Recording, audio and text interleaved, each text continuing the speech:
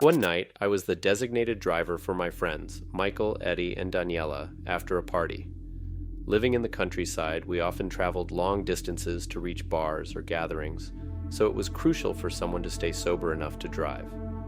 As we drove back from town on Highway 513, a dark road bordered by woods and the occasional house, Daniela suddenly started crying, desperate to relieve herself. I told her to hold on a little longer, but soon I felt the same urge. With her now screaming in her drunken state, I decided to pull over so we could both use the woods. Daniela got out first and disappeared into the crops on one side of the road, while I went to the opposite side, stepping slightly into the woods. I prefer to have privacy when I relieve myself. I finished first and returned to the car, where Eddie and Michael were singing along to the loud music on the radio. I sat in silence, growing impatient. After 5 minutes had passed without Daniela returning, I stepped out to call for her. Michael, with his stronger voice, shouted her name, but there was no response. Feeling responsible as the most sober person, I reluctantly decided to search for her. I convinced Michael to come with me while Eddie remained in the car, too intoxicated to help.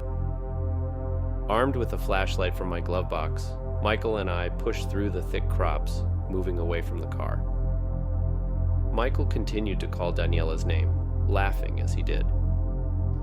I understood his amusement given his condition, but my concern for Daniela overshadowed any humor.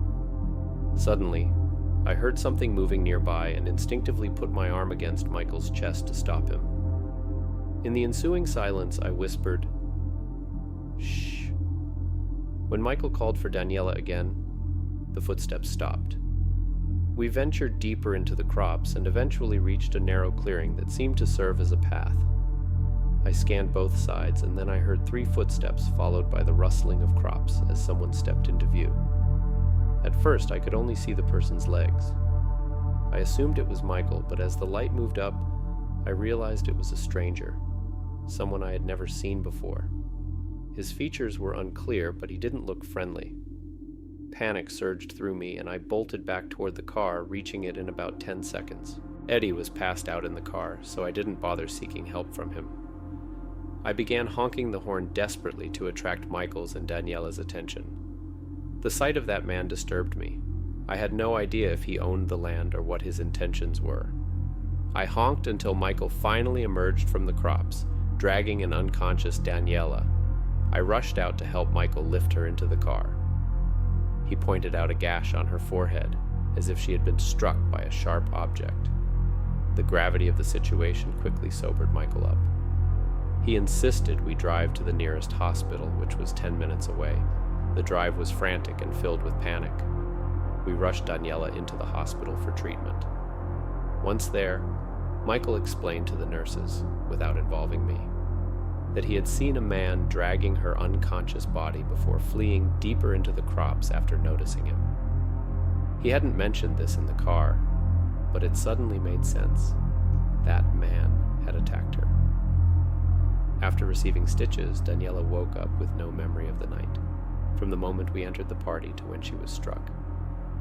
I still remember the time, 12:17, according to the bright green clock shining from my dashboard.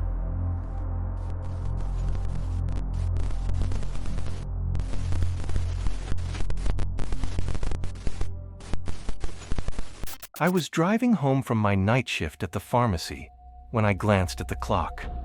12:17. Taking the highway at this hour is risky due to the darkness, with few cars on the road and the threat of deer crossing unexpectedly. I always drive slowly on this stretch, keeping my speed at a maximum of 50 miles per hour.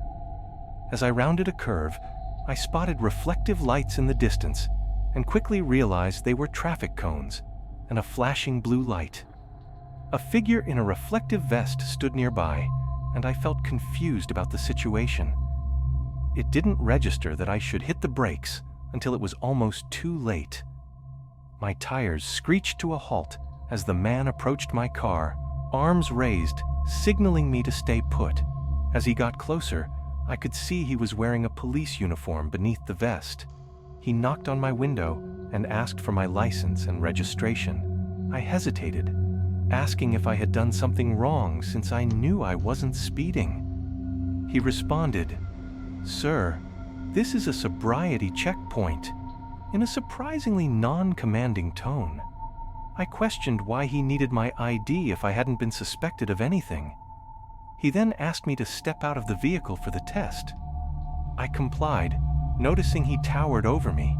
He pulled out a roll of tape and laid it down, instructing me to step on one end and walk in a straight line with my arms at my sides. I completed the task without issue, but as I reached the end of the tape, I noticed the blue flashing light was on an older sedan, not a police car. I turned back to ask the man for his badge, but he just stared blankly at me. Panic set in as I realized he wasn't a real cop. He mumbled something I couldn't quite catch, but seemed to indicate he needed to retrieve something from his car. Taking advantage of the distraction, I ran back to my vehicle. As I started the engine, he raised a gun at me. Without thinking, I hit the gas and sped through the traffic cones. I saw his headlights turn on as I distanced myself, but I was already over 60 miles per hour, and there was no way he could catch me. I exited at the next ramp and, once I reached streetlights, turned off my headlights to avoid drawing attention as I drove home. I wished I had a dash cam to capture the incident. It surely would have made the news.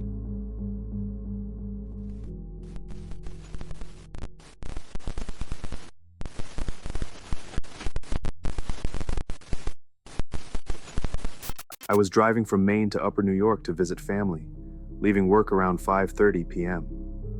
I anticipated arriving past 1 in the morning.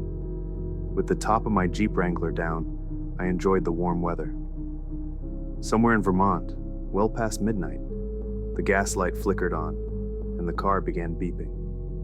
Unfortunately, the gas gauge was broken, leaving me unsure of how much fuel I had left. My brother, who had driven the car before me, claimed he filled it up, but clearly he was mistaken. I spotted a blue service sign indicating a gas station, so I exited onto a desolate road. However, the car soon jittered and made strange noises before coming to a complete stop. I couldn't believe I had actually run out of gas. I called AAA and provided my exact location. They assured me a technician would arrive within 20 minutes. Annoyed at the wait, I spent the first 15 minutes wandering around my car, distracted by my phone and the quiet of the night. There were no distant sounds of traffic, just the chorus of crickets and other night creatures. Suddenly, I heard heavy footsteps in the woods.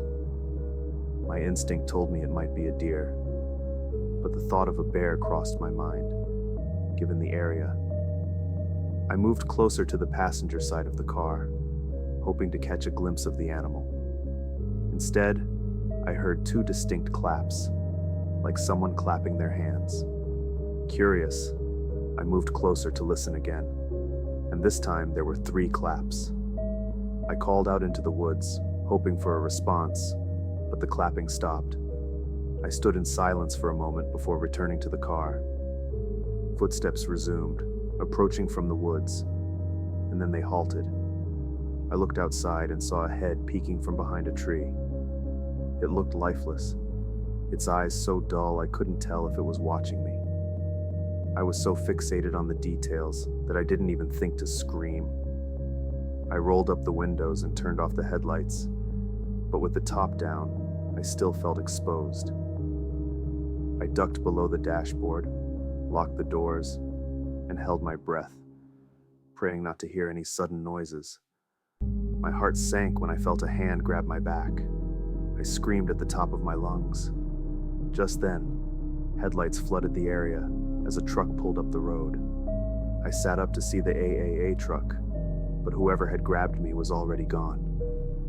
I rushed out to greet the technician, a big man in his 40s. I recounted the terrifying experience, gasping between sentences. Despite his calming presence, the memory of that night still haunts me, and the image of that lifeless head peering from behind the tree is forever etched in my mind.